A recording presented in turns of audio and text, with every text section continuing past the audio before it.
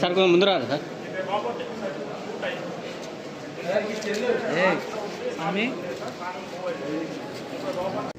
ఇక్కడ 75% వర్క్స్ పూర్తయినాయి. వచ్చే సంవత్సరము ఇది పూర్తి స్థాయిలో కంప్లీట్ చేయాలనేది లక్ష్యంగా పెట్టుకొని ముందుకెళ్తా ఉన్నాం.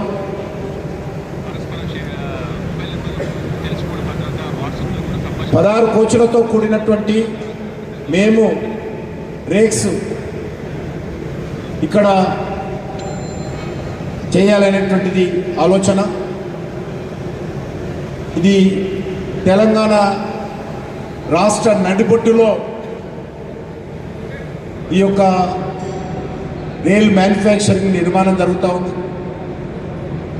ఇక్కడి నుంచి దేశమంతా కూడా అద్భుతమైనటువంటి కనెక్టివిటీ, ట్రైన్ కనెక్టివిటీ మన ఈ ప్రాంతం నుంచి ఉన్నది. కాబట్టి ఇక్కడ తయారు చేసేటువంటి అన్ని రకాలుగా ఉన్నటువంటి ఉత్పత్తులు చాలా వేగవంతంగా అన్ని రాష్ట్రాలకు పంపిణీ చేసేటువంటి అవకాశం ఉంది. అదేవిధంగా ఈరోజు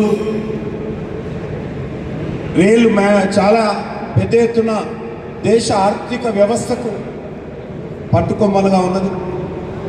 ముఖ్యంగా ఏదైతే ట్రైను ట్రాన్స్పోర్టింగ్ సిస్టమ్ ఉందో, రవాణా ట్రైన్లు ఏవైతున్నాయో అవే ఈరోజు ప్రముఖమైనటువంటి ఆదాయము రైల్వేకు.